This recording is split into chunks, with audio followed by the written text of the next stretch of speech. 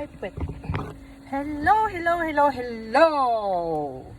Welcome back to my channel. Kuno. Yes. Pasensya na kayo sa tiyan ko malaki. Hay, tatago ko na lang. Andito ko sa dito ko sa likod kasi mainit dun sa harapan. Kaya, ayan. Mainit ngayong panahon. So, lunch break na naman tayo. Kaya, lunch break.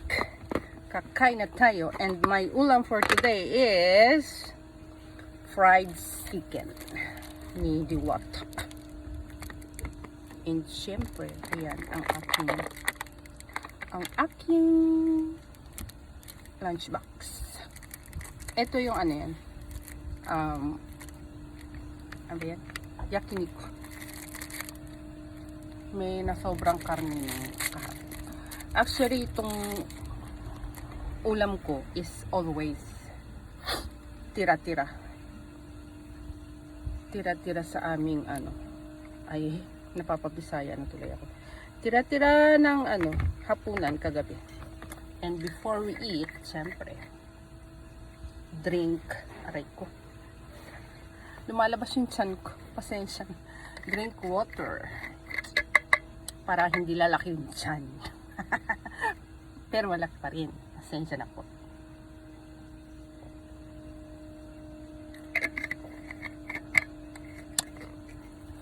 Yes! Mainit ngayon. Pero bukas, uulan na naman ulit. Hindi na tumitigil yung ulan sa amin. Ulan na lang ulan. Itadakimasu. Uskata. Guma. Sumasen.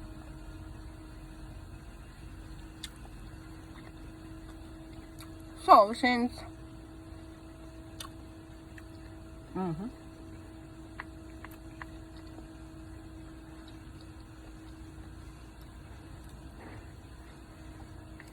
pasensya na po kayo, maingay talaga ako kumain. Since tayo po ay, aray ko, nagmamadaling kumain at magkakwentuhan,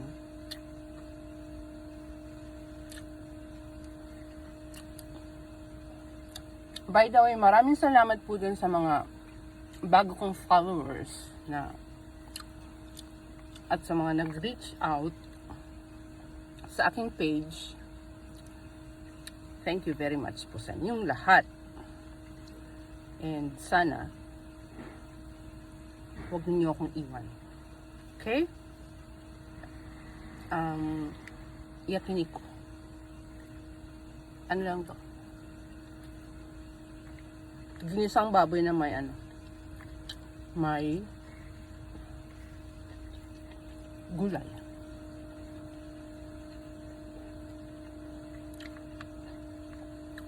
Ulam namin ni hapon kagabi. Pero hindi naubos.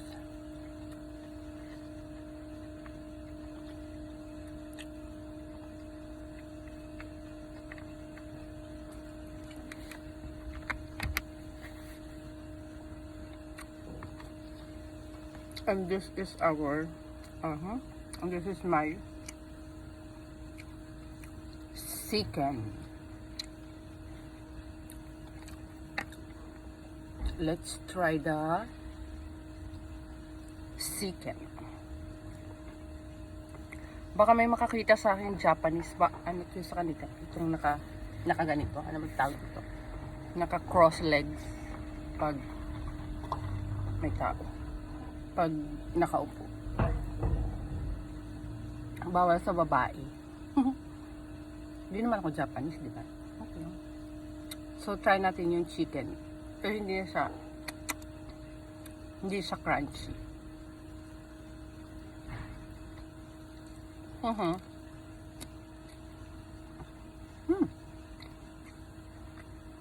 Masarap.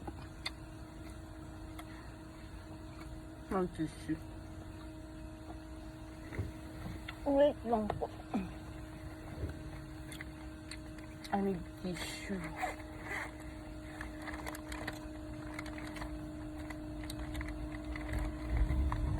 Ay, hindi makuha. Aray. Marami ka, hindi kami masyadong ano ngayon. Busy. Kaya medyo hinay-hinay lang yung trabaho.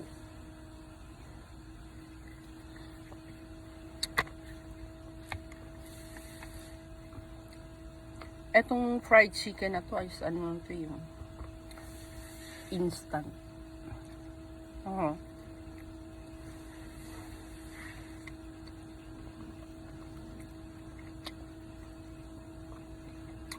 Wala ka nang time mag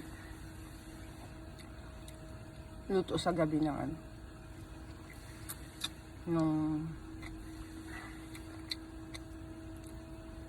hapunan na kaya yung dapat lang mga instant ready to cook. Okay, ko. Ay, meron na siyang yung pang marinate, then breadcrumbs na kasama. So, marinate mo lang siya ng 5 minutes. Then, budburan mo na siya ng ng breadcrumbs. Then, okay na siya. I-prito. Yes. Siguro meron kang 30 minutes na time para magluto. Okay na.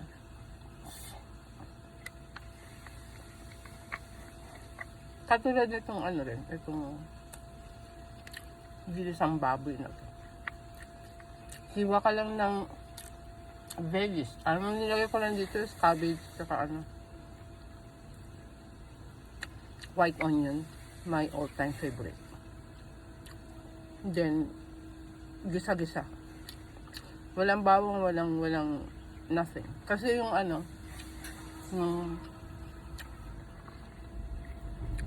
yung sauce na nilagay ko is yung sauce na pang yakiniku. May lasa na siya, tsaka lasang bawang na. So, hindi mo na kailangan lagyan pa ng mga ganong spices. Masarap na siya. Gusto mo lang, then, pak! Okay na. Then, ready to eat na kayo. Yes, ganun ang buhay sa Japan. Ako. Laging hinahabol ng oras.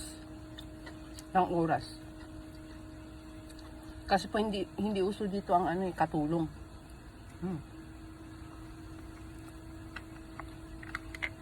Ikaw ang katulong. Ay, eto may natirang isang pirasong tempura. Ano to shrimp. Ay, puwet. I'm sorry. Naku po. Nagkalat na ako dito. Mapagalitan tayo.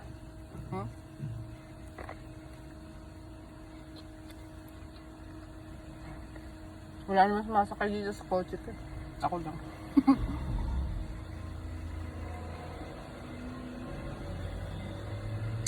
Kasi itong kotse ko na to is maliit lang po ito.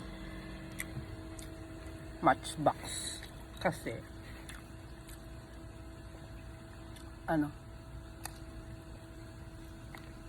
mura lang ang tax. Mahal ng tax ng sasakyan sa Japan.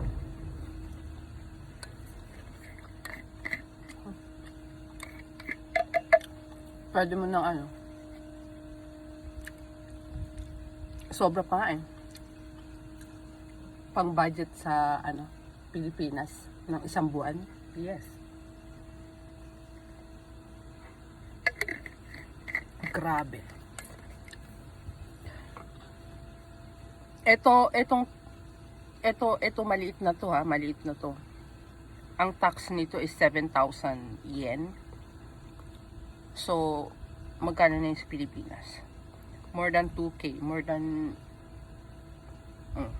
3K. Hindi, 2K mahigit. Hmm? Hmm.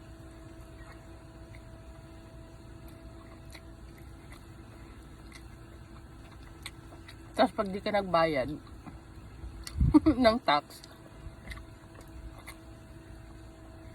may darating sa yung ano, notice. Kaya hindi ka talaga pwedeng ano eh, ano yan, tumakas kasi una ang unang darating na ano sa'yo is kulay blue yung envelope.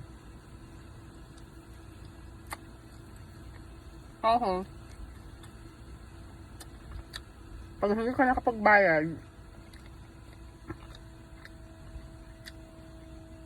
kasi ang bayaran nun is ano, May, katapusan ng May. So, pag hindi ka nakapagbayad, let's say, in-extend mo ng June darating sa'yo, mga first week ng June, ganyan. Kulay ano na, kulay dilaw. Then, pag hindi mo ulit yung binayaran,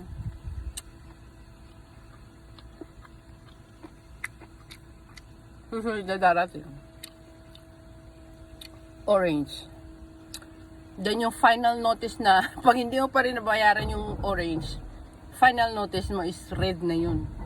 Red flag ka na, loko. Kaya,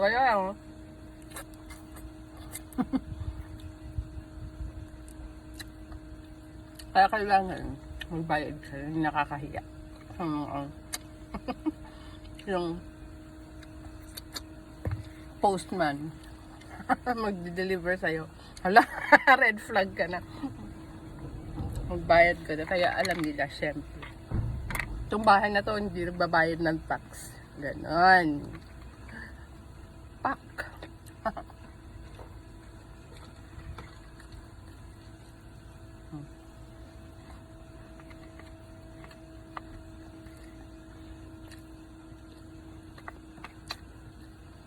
Ano ko?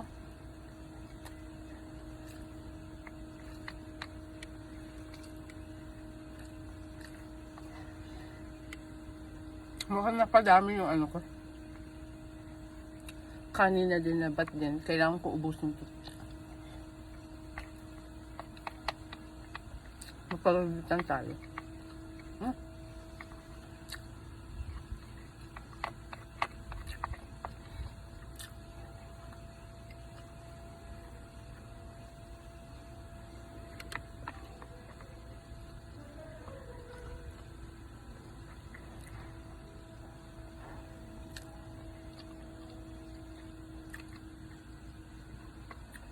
Nakakaantok yung panahon.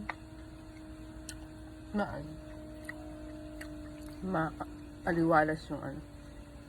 Ano yun? Mahayahay. In Bicol, mahayahay, ano.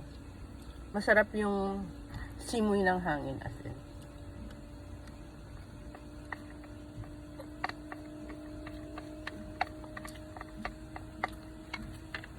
Ganito lang yung mga gusto kong ano eh. Panahon dito sa Japan, no?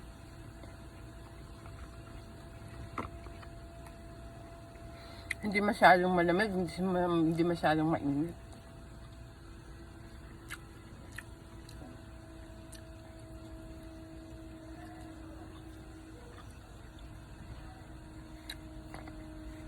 Kasi pag sobrang lamig na, naku, hindi ka na makakilos. Doon ka na nag-iisip na gusto mo umuwi ng Pilipinas.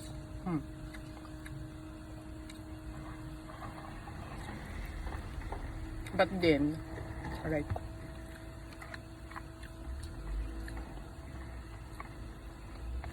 Hindi pwedeng umuwi ng Pilipinas. Kasi, walang pera.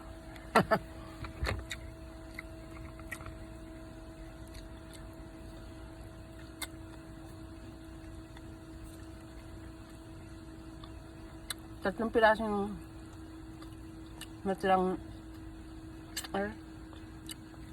fried chicken kagabi, kaya dinala ko ng lahat.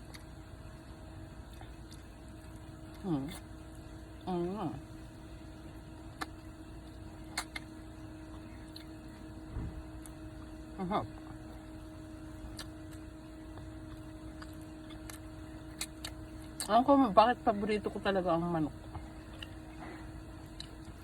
And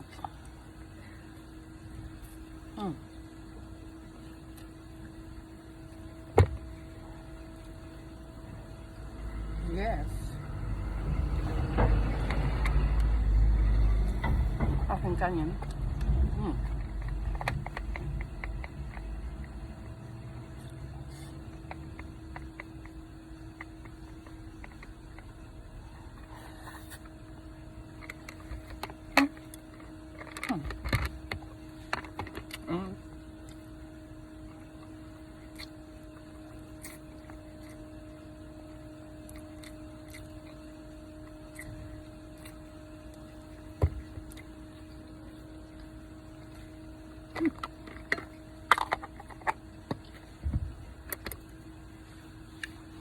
I'm done with sama lista.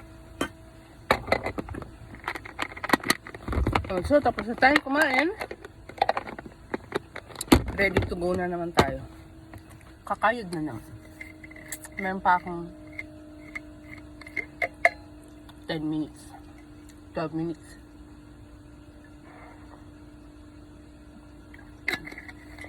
Napahinga. So, dyan na po kayo at ako ay babus na. Bye! Aray ko. Ibalik ko lang itong ano. Bye-bye!